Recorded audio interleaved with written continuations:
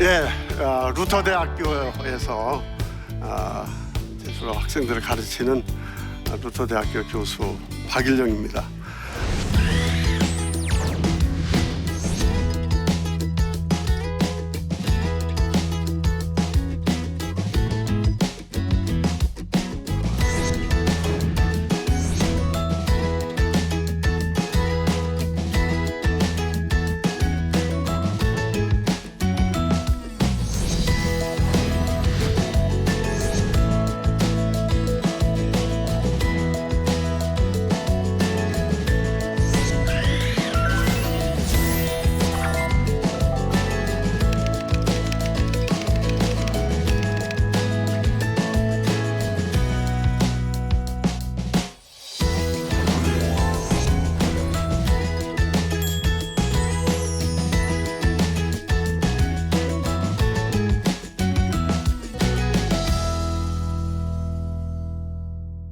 여러분이 면죄부라고 하는 그런 것을 통해 가지고 종교개혁이 일어났다고 하는 그런 사실을 익숙하게 알고 계십니다만은, 면죄부가 뭔지에 대한 간단한 그것부터 좀 소개를 하고요. 그 다음에 이제 이야기를 좀 진행을 하지요. 잘 아시는 대로 면죄부 그러면 이제 그 죄를 면한다. 교황이 자기의 권위로 우리의 죄를 용서할 수 있는 권위를 가지고 있다. 뭐 이제 어떤 그런 면으로 많이 그 해석을 합니다만은, 사실은 좀 로마 가톨릭은 좀 억울해해요. 그래서 이제 면죄부가 아니라 면벌이라고 그래야 된다. 아니면 면벌부도 잘못된 언어다. 그래서 대사, 큰 대자, 용서할 사자. 그래서 크게 용서한다라고 하는 이제, 그래서 대사라고 이제 캐톨릭에서는 보통 얘기를 씁니다. 이 대사라고 하는 개념을 이해하기 위해서는 먼저 여러분들이 그 캐톨릭에서는 고해성사라고 하는 걸 하죠. 이게 거기 교회 생활에서 상당히 중요한 개념이에요. 그래서 이제 영어로는 페넌스라고 하는데, 보통 우리는 이제 참회 이런 말로 쓰는데, 하여튼 그쪽 용어를 써서 이제 고해라고 하죠. 이 고해라고 하는 건 이제 13세기에 그 캐톨릭의 의무사항이 됐어요. 캐톨릭 사람들은, 로마 사람들은 우선 무조건 자기의 죄를 용서받기 위해서 사제를 찾아가야 돼. 사제를 찾아가서 먼저 고해를 해야 합니다. 고백을 해야 돼. 컨페셔널을 해야 돼요. 그러면 그 컨페션에 따라서 죄를 고백하면 어떤 용서하는 어떤 그런 그 하나님 예수님 명령이 있으니까 사제가 그 권위를 가지고 용서를 해줍니다. 그걸 absolution, 사면이라고 그래요. 그러나 가톨릭에 있어서는 사면으로 끝나는 것이 아니라, 죄를 지어서 용서를 받았다고 하더라도 죄의 결과에 대한 그런 책임은 그럼 져야 되고, 그러면 그것을 좀 무서워하는 어떤 그러한 것은 있어야 되지 않느냐라고 해가지고, 그 다음에 사면 뒤에 뭘 요구를 했냐면 보속이라고 하는 것을 요구를 했어요. 그 사람들의 용어인데 영어로는 satisfaction이에요. 그러니까 만족을 시켜야 한다고 하는 그런 뜻의 의미를 얘기하는데, 무슨 얘기냐면 용서는 받았어요. 그러나 그 죄에 대한 죄값의 의미는 그대로 남아있지 않느냐는 얘기입니다. 내가 어떤 사람을 때린 것에 대한 것에 회개를 해서 사제로부터 용서를 받았다 하더라도 상처는 남아요. 그러니까 그거에 대해서 내가 갚아야 할 것은 내가 갚아야 하지 않느냐라고 하면서 요구된 게 바로 보석. 그래서 대개 이제 사조가 사면을 한다면 너 기도를 얼마 동안 더 해라, 아니면 금식을 해라, 아니면 순례를 해서 그 나머지 형벌까지도 네가 다 갚아야 된다라고 하는 것이 이제 보석이라고 하는 그러한 것인데, 이게 이때로 이 보석이 어떻게 해요? 점점점 하지 못할 때는 이게 자꾸 형벌로 쌓이는 겁니다. 이 형벌로 쌓이게 되고, 더군다나 이 생에 사는 동안 그 형벌을 다 하지 못할 때는 이제 연옥에까지 가가지고, 물론 사면은 받았어, 죄사함은 받았어. 그러나 우리가 지상에서 받아야 할 보석에 따른 형벌, 지상에서 다 하지 못하면 연옥에까지 가서도 받아야 할 그런 형벌, 이걸 다 받아야 된다라고 하는 어떤 그러한 생각을 이제 가지고 있었는데, 그래서 이 제도 안에 많은 사람들이 이 보석을 내가 어떻게 하고 보석의 의무를 다하지 못할 때 형벌을 어떻게 할 것인가, 이런 것, 그 영적인 불안 가지고 살았어요. 그래서 가톨릭 사람들은 죄는 예수님이 사해 준 것이기 때문에 죄 사했으니까 면죄부가 아니라 형벌에 따른 면벌이라 자꾸 이제 그런 의미에서 얘기하는 거고요. 그 다음에 대사, 그 용서해주는 어떤 그런 형벌을 용서해주는 그런 교황의 권위를 얘기하는 거다라고 얘기는 하지만 사실은 그 캐토릭 그 당시 사람들에게는 단지 보석이라고 하는 그런 개념이 아니라 그 죄의 형벌, 죄에 대한 어떤 그러한 두려움, 이것이 문제가 되었는데 이것을 해결해 주는 것으로 교황이 면죄를 선언하는, 면죄를 선언해 주는 그런 권위를 가지고 있다고 생각을 했어요. 그 권위를 교리적으로 그 사람들은 어떻게 이제 발전시켰냐면, 우리가 100점을 받아야 이제 우리가 보석을 다 감면을 받을 수 있는데 어떤 성자들은 100점 이상을 받아요. 150점을 받고 200점을 받아. 그러면 그 잉여, 여분의 공로라고 하는 그런 것을 교회가 보존한다고 그랬어요. 이걸 이제 가톨릭 교회의 교회의 보고의 교리다, 그렇게 얘기를 해요. 그래서 그 가톨릭 교회가 나머지 그런 공적을 창고에 쌓고 있다가, 그리고 보석이 필요한데 그걸 제대로 하지 못하는 사람에게 사면을 베풀어줘요. 그 대신 그 사면에서 조건이 붙는데 이게 돈하고 관련된 게 면죄부예요. 돈을 바쳐라 라고 하면 되는 거예요. 물론 이제 꼭 돈하고만 관련된 것이 아닙니다. 이게 여러분 십자군 전쟁, 그 11세기에 일어나 200년 동안의 전쟁을 했죠. 그 카톨릭으로서는 아주 비참한 그런 역사인데, 그때 그 십자군 전쟁에 참여하는 것을 독려하기 위해서 면죄부를 발행했었어요. 거기 참여하면 여기를 면제해 주겠다. 그래서 많은 사람들이 구원의 두려움, 그 지옥의 두려움, 연옥의 두려움을 가지고 있다가 면제 받아. 그래서 십자군에 지원을 하기도 하는, 이제 그러한 것을 해왔던 관습이 있는데, 루터 시대 때의 교황이 레오 10세입니다. 이 레오 10세가 자기의 권위를 크게 드러나기 위해서 성 베드로 성당, 물론 이전에 짓기 시작한 것입니다만 자기가 완성해야 되겠다. 지금 성 베드로 성당 아주 웅장하게 잘 지어 있지 않습니까? 또 굉장히 르네상스의 온갖 예술품이 저기 다 들어 있습니다만은 이걸 짓는다고 하는 그런 큰 포부를 가는데 문제는 돈이죠. 그래가지고 면죄부를 발행을 했어. 근데 이제 로마 교황 10세가 이것을 발행한 후에 이 독일 지역에 이제 그 알브레이트라고 하는 23살짜리예요. 23살짜리인데 귀족의 아들이에요. 거의 왕족이죠. 왕족인데 그 당시에는 이 주교직, 성직이라고 하는 것이 거의 귀족이고 영주와 같은 영지를 가지고 있고 권력을 가지고 있고 땅을, 재산을 가지고 있으니까요. 아주 굉장히 중요한 그런 직이었어요. 이 사람이 그 23살짜리인데 사제도 받지 않고 막데부르크의 대주교직을 샀어, 자기가. 그 다음에 그것까지 부족을 해가지고서 독일 지역에서 가장 힘 있는 곳이 마인츠 대교구라고 하는 것인데, 그것을 자기가 교황으로부터 받았는데 어떻게 해요? 돈을 주고 받았어요. 23살짜리 30살이 되어야 되는데 23살에 받았어. 그러니까 자기가 돈으로 이것을, 그때는 뭐 돈이면 교황이 그죠, 이거 돼, 그럼 되니까요. 독신이었잖아요, 신부들 그 당시에. 근데 첩을 두었어. 아들까지 두었어. 근데 전혀 문제가 안 돼요. 왜? 돈만 되면 그죠, 교회에서 너 돈 냈으니까 사면해. 그렇게 사면 받고서 많은 사람들, 교황이 여러분 그 많은 부인을 데리고 아들들이 있고 또 그 아들이 교황도 되고 하는 어떤 그런 시스템이었어요. 그래서 이제 그 어린 그 알브레이트라고 하는 사람이 마인츠의 대주교직을 돈으로 사고서는 독일 지역 내에 면죄부 판매권을 이제 받습니다. 그리고 판매하면 돈을 주겠다. 그리고 이 사람이 돈이 부족해가지고 후거가, 여러분 유명하죠? 후거가라고 하는 아우스부르크에 있는 아주 큰 은행 재벌가가 있는데 거기서 돈을 빌렸는데, 이제 그 돈을 갖기 위해서 면죄부 판매를 독일 지역 내에서 이제 본격적으로 벌이기 시작을 합니다. 여러분 잘 들었을 거예요. 요한 테첼이라고 하는 도미니크 파의 한 수도사인데 이 면죄부 판매 설교가로 아주 유명한 사람이에요. 아주 감정적으로 명설교가예요.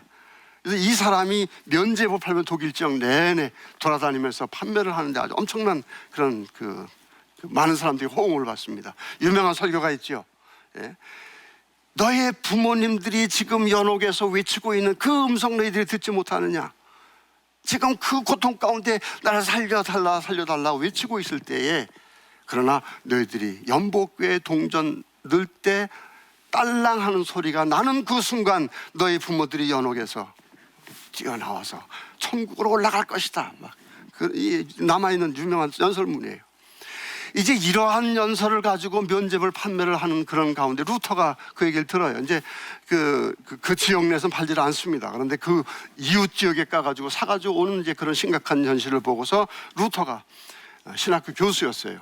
예, 다음 시간에 조금 자세히 얘기를 하겠습니다만, 그리고 이제 설교가로서 목회자로서 이건 아니다라고 해가지고 95개 논조라고 하는 것을 비텐베르크 성에다가 이제 게시를 하게 되고, 이것이 삽시간에 모든 사람에게 퍼져나가요.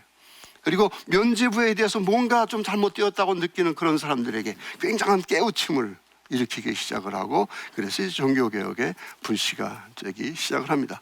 좀 그 진행되는 과정은 나중에 좀 말씀을 드리되, 먼저 좀 면죄부에서 뭘 얘기를 했는가라고 하는 걸 제가 세 가지로 좀 요약을 해서 말씀을 드릴게요.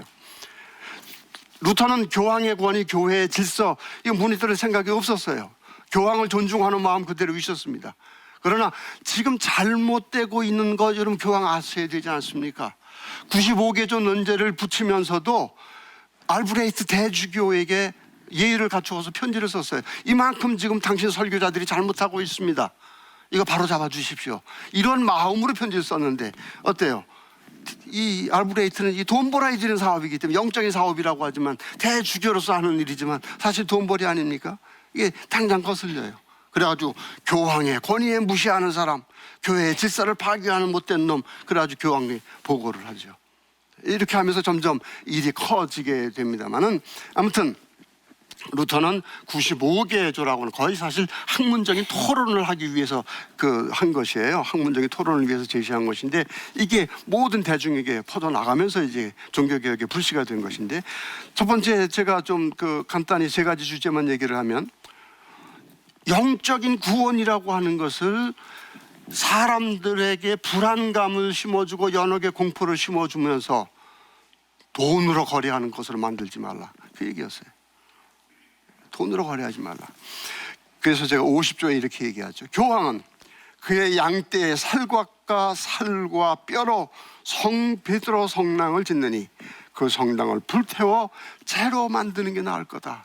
50조 이렇게 막 얘기를 해요. 또 가장 많은 재산을 가진 교황, 가난한 신자의 돈으로서가 아니라 자기의 돈으로 베드로 성당을 지어야 되지 않는가. 또 그렇게 86조에서 얘기를 하고 있습니다. 그리고 면죄부 설교자들이 가장 큰 은총이라고 지금 얘기하지만은 돈벌이에 있어서 이득을 증가시키는 한에서만 옳은 것처럼 보인다. 아주 대담하게 이런 얘기를 합니다. 영적인 문제 돈과 관련시켜 가지고 그렇게 타락시키지 말라라고 한 그 메시지를 아주 강하게 얘기를 합니다. 두 번째는 뭐냐면, 교황의 권위 인정해야 된다. 그러나 교황의 권위라고 하는 것은 이 세상에 한한 것이지, 교황이 교황의 그 법을 위반했을 때에 사면해 줄 수 있는 것이지, 하늘에 영원히 받아야 할 그 심판까지 명해 주는. 그다음에 연옥도 이제 루터 부인하기 시작해요. 왜냐하면 죽음 이후의 문제를 결국 연옥의 죄를 사해 준다고 하는 것인데, 죽음 이후의 문제까지도 결국 교황의 권위에 달려 있는 거거든요. 아니다. 교황의 권위는 이 세상에만 하는 것이다 라고 그렇게 얘기를 합니다. 그래서 20조에 보면 교황은 모든 죄의 용서가 아니라 자신에 의해 부과된 죄만 사면할 수 있다, 그렇게 강하게 얘기를 해요. 그 다음에 교황의 사면, 다른 사람들이 선한 일 행하는 거, 그거 외에 세상적인 그러한 일 외에 다른 거 아니다 얘기를 하면서 41조에서 그렇게 얘기를 합니다.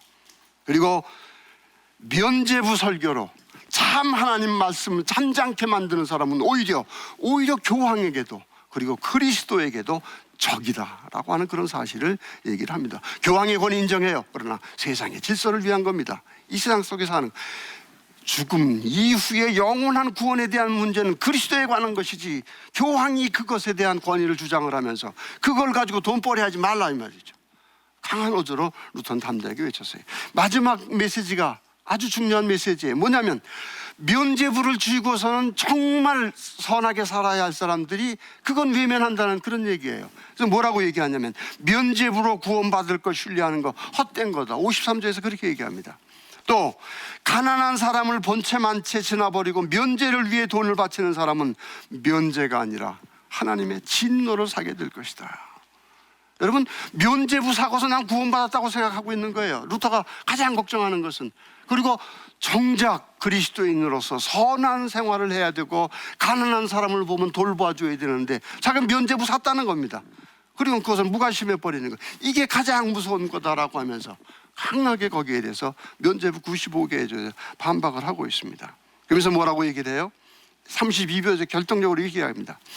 면죄부에 의해서 자신의 구원이 확실하다고 스스로 믿는 사람은 그렇게 가르치는 사람과 함께 영원히 저주를 받을 것이다. 강한 얘기죠. 강한 얘기예요. 근데 여러분, 사실 우리가 거짓된 구원의식, 거짓된 안전의식이라는 게 참 많아요. 우리가 참 많아요. 단지 11조 생활한다. 물론 중요한 생활입니다. 중요한 신앙이에요. 그러나 그거 가지고 자기 구원받았다고 확신을 해.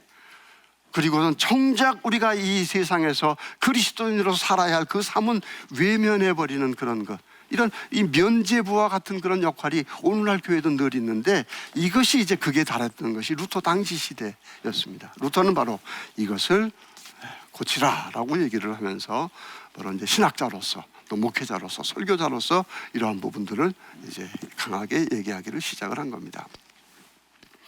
이제 종교개혁이 어떻게 시작되었느냐라고 하는 그 이후의 역사를 제가 말씀드리려고 하는데 그것은 간단히 이게 요점을 말씀드리고자 하는 것은 루터가 실질적으로 종교개혁 시작한 거 아니다. 저는 그거 얘기하고 싶은 거예요. 루터는 조그만 거 얘기를 했어. 우리 이거 잘못되고 있는 거 개혁해야 되지 않습니까? 예?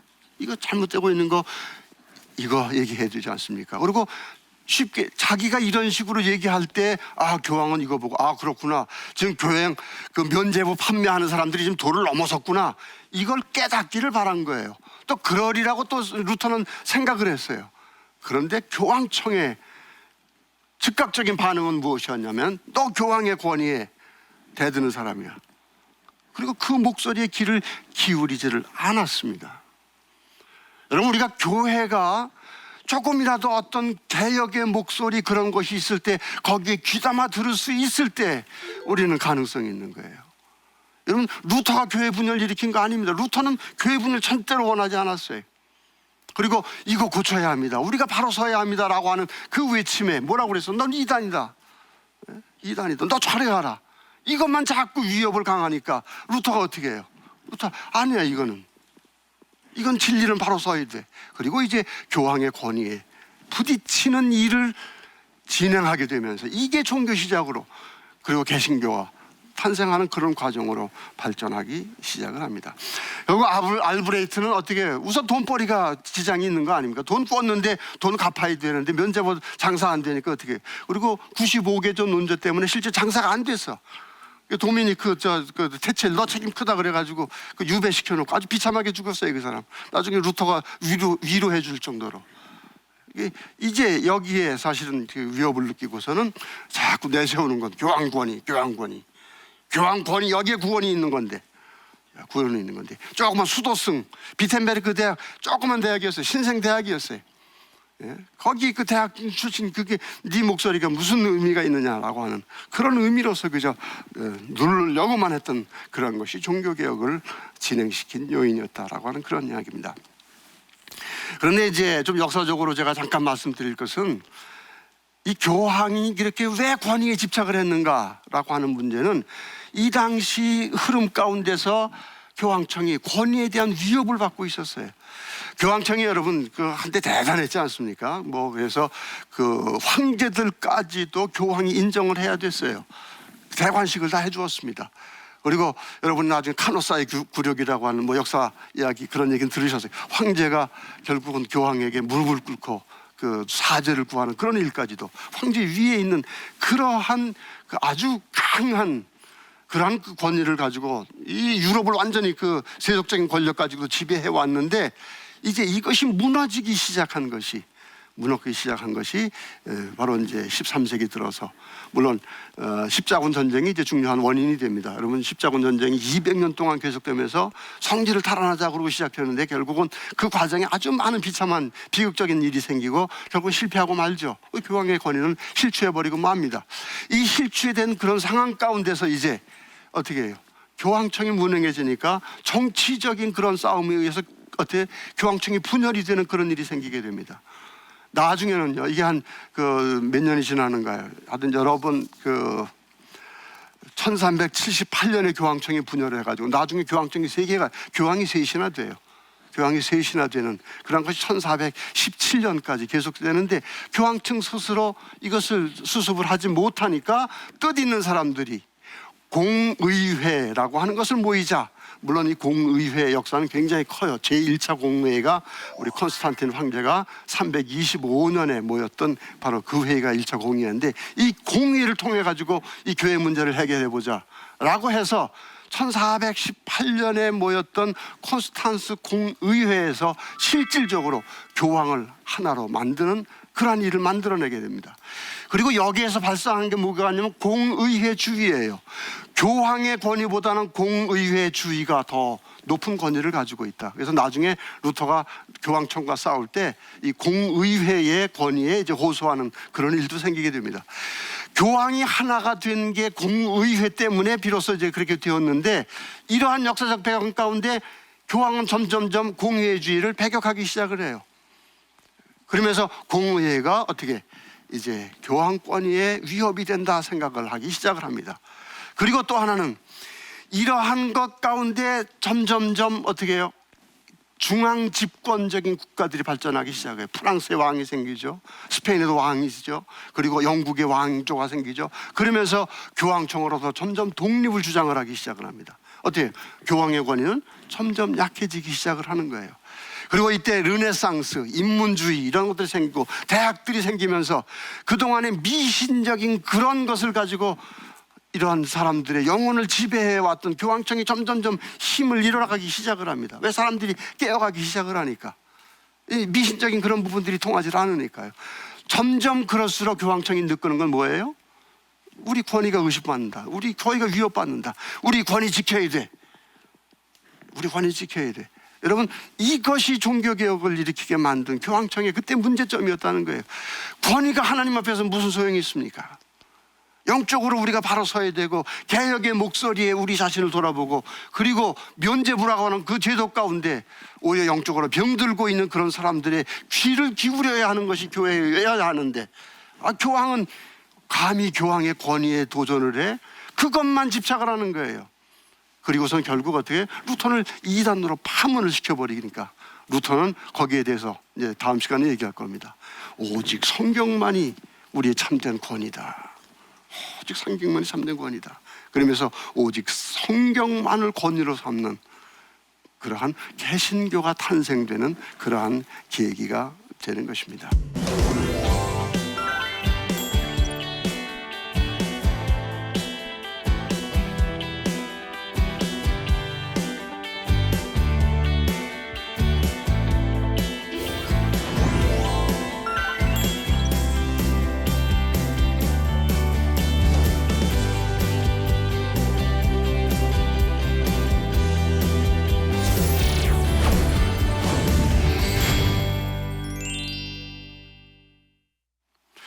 예, 이제 첫 번째 강의 그 내용에 대해서 몇 가지 질문을 미리 받았습니다. 종교개혁 당시 대중들의 분위기는 어땠는지 궁금합니다. 교황의 횡포로 괴로워했는지, 루터를 지지했는지. 예, 이제 그저 현상적으로 나타나는 것만 얘기를 하죠. 루터의 95개 논제라고 하는 것은 거의 학문적인 토론을 위해서 제시한 논제들입니다. 그러니까 되게 학문적으로 난 신학자야, 신학 박사로서 이 진리에 대해서 우리 토론할 어떤 그러한 의무도 있고 또 그런 자격도 있으니까 이 면죄부 문제에 대해서 한번 신학적으로 논의를 해보자, 학문적으로 이걸 붙인 겁니다. 그런데 저게 삽시간에 전 유럽에 퍼져버렸어요. 여러분, 종교개혁 성공 요인 중에 중요한 것이 바로 인쇄술이 발달되었기 때문에 인쇄술 발달되지 않았으면 루터의 종교개혁 가능하지 못했을 겁니다. 어떤 자기도 모르는 사이에 그것이 인쇄가 돼가지고 독일 내는 물론이고 전 유럽에 퍼져버렸어요. 대중들이 이제 루터의 그 말에 호응을 하면서 바로 루터의 저 진리의 말씀이야, 저게 구원. 이제 우리 루터 사상 얘기하면 왜 이 루터의 사상에 그렇게 호응을 했는지, 그리고 교황청의 잘못된 그런 것을 어떻게 발견했는지 좀 알게 될 겁니다. 바로 종교개혁은요, 어떤 정치적이고 군사적인 혁명이 아니었어요. 정신의 혁명이었고 교리의 혁명이었어요. 신앙심이 만족을 느끼고 신앙심에서 뭔가 새로운 걸 깨달았어요. 그 새로움, 이것을 가져다 준 것이 바로 종교개혁의 시작이었다라고 얘기를 할 수 있습니다. 그래서 대중이 아니었으면, 대중운동으로 발전되지 않았으면 종교개혁은 성공하지 못했죠. 뭐 군사의 힘이 있습니까? 돈이 힘이 있습니까? 그런 거로 안 됩니다. 그런 거 안 되는데 대중적인 그런 것에 호소할 수 있고, 대중들이 거기에 다 반응을 했어요. 영적인 그 해소를 느꼈거든요. 그래서 그런 영적인 반응으로 인해서, 대중으로 인해서 종교개혁은 성공할 수 있었다, 이렇게 얘기할 수 있을 것입니다. 제가 첫 번째 강의에서는 이 종교개혁의 그 역사적인 배경, 95개조 논제와 관련해서 그런 것을 그것을 이제 초점으로 두었어요.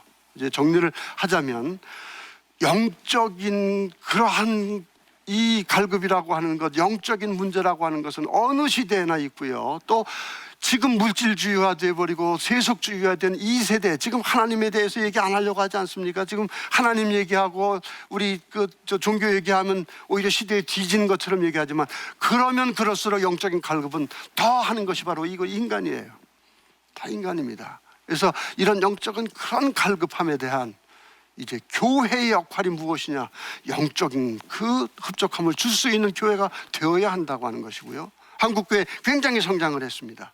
그런데 그 성장한 그 위에서 자꾸 세속적인 권위와 같은 어떤 그러한 모습으로 변화가 되니까, 영적인 것에 권위를 세우고 영적인 모든 한 사람 한 사람 영혼에 대답을 해줄 수 있는 그런 교회로서의 역할을 하지 못하니까 지금 한국교회가 여러 가지로 어려움을 당하고 있습니다. 그래서 이런 역사의 교훈을 삼아서 우리 교회가 정말 영적인 것에 바로 설 수 있고, 영적인 권위로 존경을 받고, 영적인 대답을 줄 수 있고, 그런 것을 할 수 있는 그런 것이 되기를 바랍니다. 다음 강의 때는 이제 그것의 주인공은 여러분 한 분 한 분이어야 한다라고 하는 것에 초점을 맞추어서 말씀을 드리도록 하겠습니다. 오늘 강의 여기서 정리하도록 하겠습니다. 감사합니다.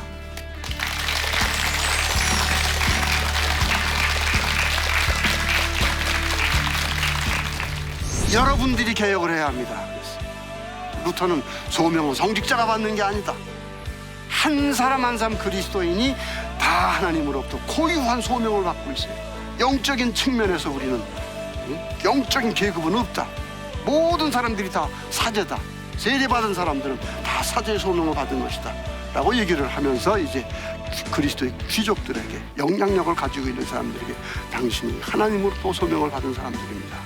그것을 가지고 이제 이 나라, 이 민족, 그리고 이 세계 하나님 말씀 앞에 바로 서도록 여러분들이 책임을 가지고 일을 해야 합니다.